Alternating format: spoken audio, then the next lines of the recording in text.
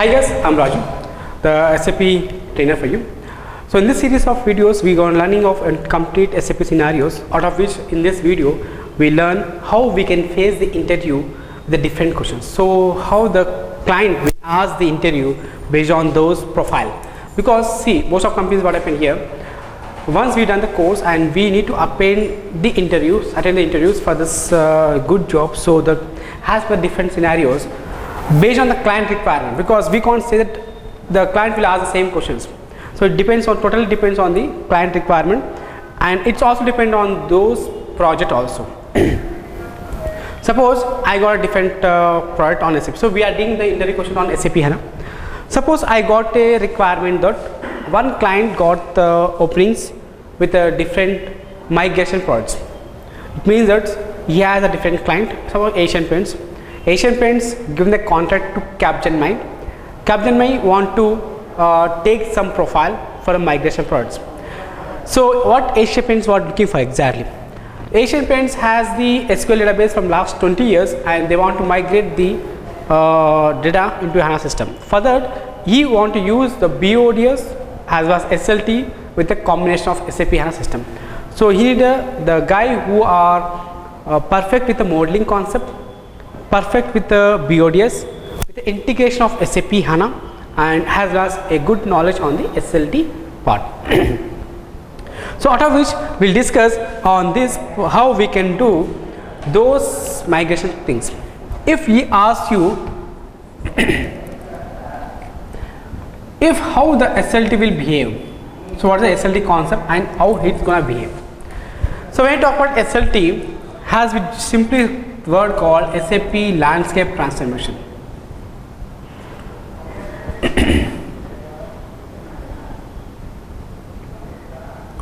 So here SAP landscape transformation, what this shows you, right? So it's kind of it's an add-on software. It's an add-on software. Basically, it's add-on software which may be installed on top of Solman or is on top of source system also. It means that we can install, suppose has our requirement that our system is SQL Server, right? So I need to migrate from SQL to HANA. So if you want to use SQL or SLT part, so SLT is add-on software which we install on Solman. In this case, Solman is the word solution manager. So Solman is nothing but solution manager. So if it is non-SAP, we have to install on Solman. If it is SAP, then SLT will be installed on top of this source system instance, okay, and connect to HANA system. Okay, and he may ask you whether we can perform certain. You see, SLT is nothing but defined for the real-time basis. If you want to go with a schedule base, we can also schedule this SLT. So if you want to make a schedule, we can also make this. So it's always the real time. If you want to schedule, we can also schedule these things. But usually we'll use this SLT for the real time data application only, not for scheduling purpose. And here to connect from SLT to this one, we use a DB connection. For SLT to here, we also use the same DB connection. And to connect the SLT to BODS, so EC server, we have to use RFC connection, remote function call, and SLT to HANA, we have to use the DB connection to connect these systems. This is how we can use this connectivity. If he asks you whether SLT, like I can show this SLT can be used for schedule base. Yes, we can use schedule base, but we maximum use for real time base only. And he asks you whether I can perform any dumps, because can I change the structure of source system? Yes, that we can do it with a T code called IUC underscore IEPL underscore content. So it's a T code where we can change the structure as per our requirement. Okay, this is how the SLT concept will behave like this one.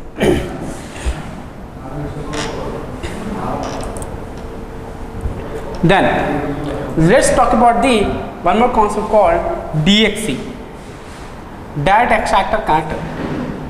So when you talk about here, DXC is nothing but direct extractor connector. So this DXC is one of the concept where if you want to analyze the analytical data, if you want to bring the analytical data, if you want to bring this analytical data into HANA environment, in that case we use this DXC part. He asks you, if I bring the data for using a DXC, then how it's behave in a HANA database. It will, analytical data means the record always stores in the InfoCube format. So when you bring this InfoCube, it will always convert as the calculation view and analytical view. So simply say that when you use the DXC part, when you use analytical data to bring into HANA system, in HANA that data will not convert as a table format, rather it will convert as the view format. That's analytical view, which stores in the package, which stores in the content part. Okay, this is what we do tell us. Then next one. See, I create some analytical view. Can I say this view will hold the data? No, because view has, view never holds data. It's a combination of multiple tables to do some manipulation, modeling on a certain data sets. It will be two or multiple data sets. This analytical view will store under packages, which under content. Like when you connect your database, HDB database, we get 5 different folders. One is backup folder, one is catalog folder, one is content folder, one is provisioning folder, and one is security folder. So this analytical view will store the package, and this package will store the content. So content will hold the only a structure, but whereas catalog will hold the data. Okay, and he asks you in catalog we have these schemas, right? So in schema, how many folders are predefined? It will be level predefined folders. If you use service pack after 9, it says level predefined folders. If you use service pack before 8, it may be a 9 predefined folders. What are there? One is column views. We have, I'll write here. What are level predefined folders? One is column views, one is EPM, entity planning models, EPM query, fourth one is functions,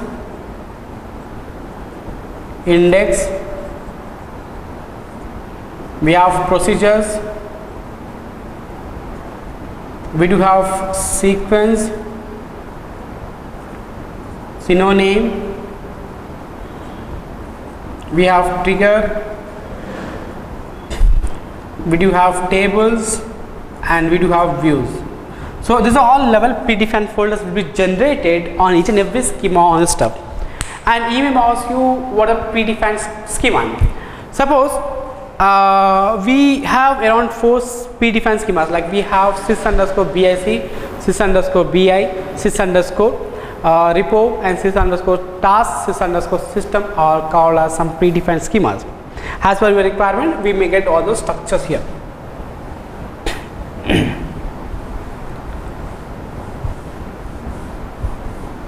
Then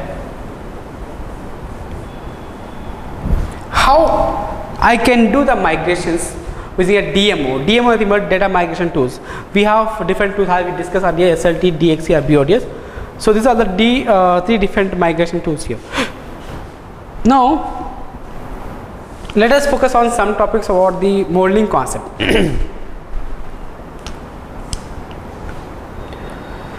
I got some requirement that I need to create some modeling concept on 3 multiple data sets. Okay, we have to use some multiple data sets. So this is one table, second table, third table. This table has fact data, it has dimension data, it has one more dimension data. We call as attribute and text. How I can combine these 3 different tables? I can use the 2 ways. One is called as calculation views, one is analytical views. So there are two different views. We can use these three different tables and we can produce some data sets which is useful for the modeling concept. Okay, these things we have.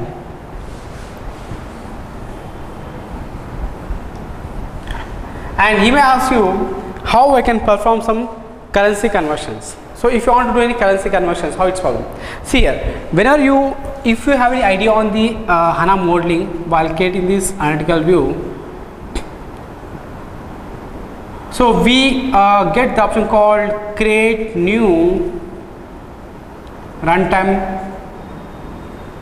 calculated fields. When you create new, like I want to create some discount field. When I create discount field, we need to mention the currency conversion. So suppose my source system has INR, USD, Euro, my output should be all in the INR format. INR, INR, INR. It means that if it is INR 10, it will be 10. If it is 10 euros, so it should be $600, right? Because 60. Then euro, if it's 10 euros, it will be 770 maybe $62. This is how the INR will convert. So the value is going to convert it automatically based on certain values. So this currency conversion, to perform this currency conversion, what are the predefined tables we need? The tables start with the TCUR, TCURR, TCURX, TCURC, TCURV and TCURView. So these are all the different types of tables which will be stored. But where this tables will stores under a one particular schema. So in order to perform any currency conversion, we need to assign this schema under this discount field. When you create any runtime calculations, in that case, we need to assign this schema to this part. So you can do it. After assigning the schema, also we need to assign certain things, like we need to assign the date exchange type and exchange date, as well as the default schema formats also. If you produce all these different scenarios, in that case we can get all these interviews. Okay, all this turn will take place here. So just remember that these are the different tables. If you don't have these different tables, we can't do a currency conversion. So these tables will hold the values of language with the different formats.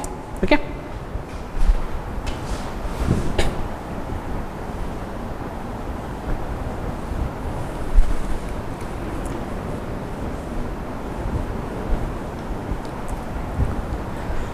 Then suppose I need to do some condition based calculations. It means that I want to perform some condition based calculations. Like I got some requirement that I have some custody, some quantity, some price. I need to calculate my runtime information. The quantity, suppose he purchased some 20 kgs of sugar of $200, and these guys purchased some 40 kgs sugar of $400, and these guys will purchase some 360 kgs of sugar of $600. I want to calculate the quantity which is less than 30 kgs. So I need some discount based on these values. When I give a discount on this sales price, how I can do these scenarios? So if you all have this kind of condition based scenarios, then we can have to choose the option called decision table. So decision table is the only option where you can get this condition based and the value changes based on it. So its condition is the action. So here we get two different things. One is condition, one is action based scenarios. Okay. So now here in the decision table, whenever you do these things here, in the source table, we need to add my extra two fields. Okay, one field which shows the condition and the field which is action. So condition here, my field is quantity, and the action which I are doing on discount as well as the net price. These two are comes to the action. So whenever the quantity changes, the action corresponding value changes. Here we can use the two ways. We can use the constant value, which is called static value, I can use my static value, like I can give the whole 30% discount. So I can write a condition like, so not price, discount rate. So I'll write price into 30 by 100. Simple.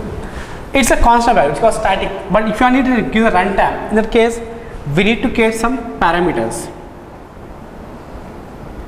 What parameter? One is I can give one minimum parameter, one is maximum parameter. So at runtime, the customer enters the minimum 10% discount, maximum I can give 40% discount. So based on this, how we can clear. Instead of writing a 30, I can use a minimum as maximum.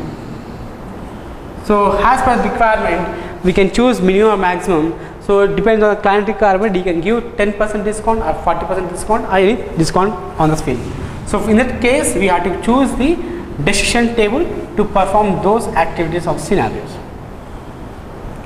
And if your company will ask you on the C function, which called as calculation engine function, he asks you how I can write the query to access the view.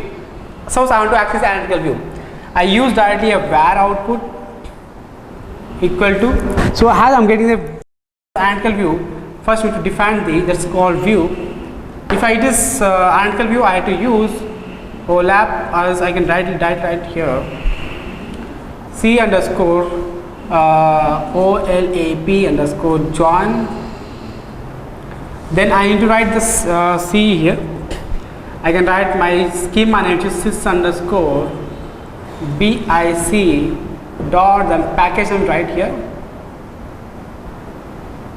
slash that attribute view name. I'll write here analytical view.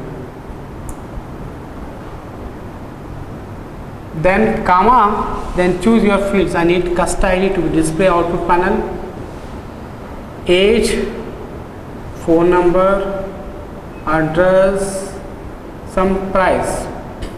Then last, use a semicolon. So this is how we can use it in order to access this analytical view. If you want to use a calculation view, so C underscore calc underscore join. Similarly, if you want to access a table, C underscore column underscore table.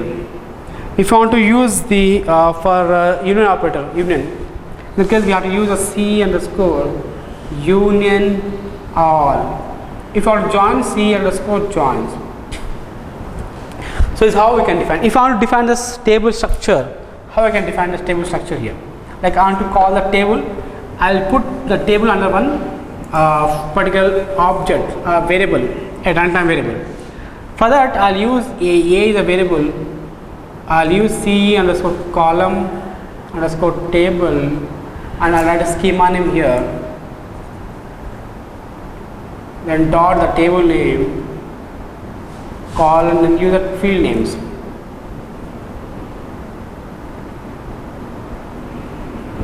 Simple. So it will bring all the table, all of these two fields from this table, from this schema, and put in another column called A. Similar B also, but I want to get a view, I want to join them. So in the var output equal to, I'll write simply, if you are joining, so C underscore join, I'll write colon A comma colon B. I can use a defined condition which is cust ID. It's a primary key, it has the primary key, how to define here. So it means that on these two tables I need to join the cust ID. So cust ID is the primary key. If you talk about join conditions, we have a different various join conditions. Let us talk about the join condition now. So what are different types of join conditions are available on the system? So I have here two different assets. Like one, if I use inner join, I'll get a common records. Let's call inner join. Okay. If I need a left outer join, so this is called left outer join. If I go over here, it's called right outer join. This is how we can get. We also have full join, and we have one more thing called cross join. Okay. So here if I need the data, suppose I have like this one data. I do have C01, C002, C005, C009 and C0010. Okay. Here I have C001, C02, C004, C007, C008. So if I need the value of inner join, then what we get? We get both this 1 and 2 will get. So C01 will get, C02 will get. That's called inner join. Left data means we get left data. So all this goes 1, 2, 5, 9, 10. All this will get. In route, right, if you use right outer join, we get 1, 2, 4, 7, 8. Will all this will get. If you use full join, we'll get like this one. So C01, 2, 4, 5, 7, 8, 9, C0, 10. This is how we get. Because of full join. It's just make it here. If you make a cross join, we'll do multiplication 1, 2, 3, 4, 5. 1, 2, 3, 4, 5. So 5 into 5. So we get 25 columns we get. So this record will be repeated for the 5 times. So we get all output has 25 rows will get. That's called cross. The cross itself is cross in multiplication. So it's also because sometimes the client will ask the cross join. It's a multiplication. What is a full join? It's a combination of all the data in and all. Okay. If it is 0, 1, both are equal, so it's just making a merging or append and just adding the summation on this category. So here, let's see one other concept here, which we done this one.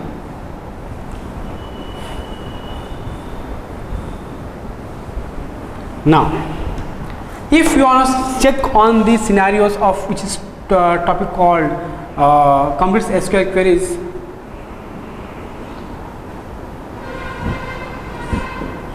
So in SAP HANA we write maximum all the SQL queries, because in order to get any runtime calculation or complex calculation part, in that case we have to use SQL queries. Let's see how the SQL queries will take place. Suppose I need to define some functions. So he may ask you what a function, how I can define. We have some predefined functions, as well as we can also create some custom defined functions also. What are predefined functions? We have like add function, we have separate function, we also have multiplication, we have some division, we have str length function, we have string functions, we have date function, we have validation function, all this we have. Including this, if you want to create your custom function, in that case how we can create custom functions. Let's see one custom function on this part.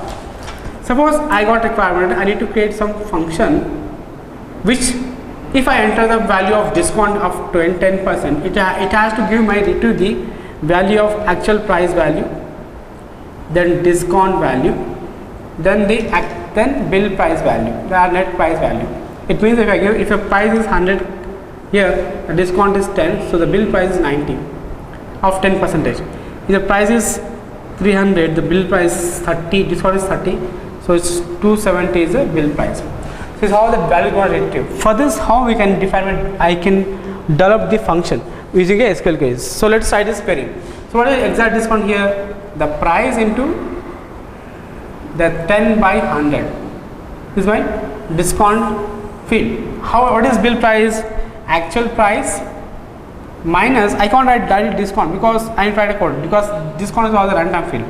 Again the price into 10 by 100. This is how we can write here. So it's for bill price. So let's see how this will happen function. Suppose I want to write a function here. I'll write directly create function.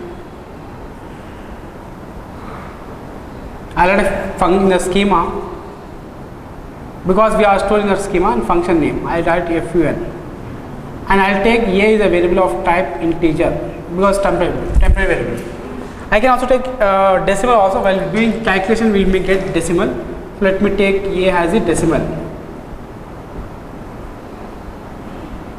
Decimals of 10 comma 2. Okay. When you do here, it will do returns table. We will define the 3 areas. One is price, which is of type integer, which is of discount, which is of discount maybe a decimal. We will get decimal. Maybe here can I take decimal also. This also decimal, 10 comma 2, and we get a bill price. I'll write bill underscore price, it's of decimal.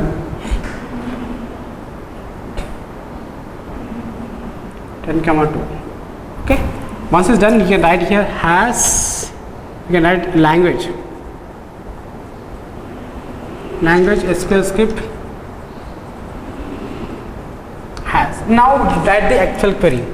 Now what I do, once it's done, we have to return the value. So I'll write here return, or you can write begin the query, return select. First we need to select the price from a particular table that is coming from schema, a table, the field name, and add a price, has price. So it will start and save the price. We got prices. Now how we can define discount? For that, make it comma. Right here, price into colon A by 100. Why? Because A is on the runtime field. Because you are getting from A here. Has discount. Done. Comma. Next one, we are doing this bill prices. So actual price minus price into colon by 100. So here has bill price. Okay, then no, don't call, we make it directly from the particular table. That's called from the schema and the table. This is how they may be asked this question, like how we can write a functions. So a simple function we can write it here. So here we are calculating a normal function here, which you are getting a price, discount, bill price. For price, I start a table directly. For discount, I am doing some calculations. For bill price, I am doing these calculations. Okay, minus. This is how we can check this accuracy will take place here. Okay, so let's see how this will be happen in scenarios. So in some basic SQL queries, we also have different SQL queries. We are different manner. So we have procedures. We have, you may ask the questions in the procedure format. What is stored procedure? How we can write a procedure? We have sequence. You may ask in the sequence manner. We have some other things also.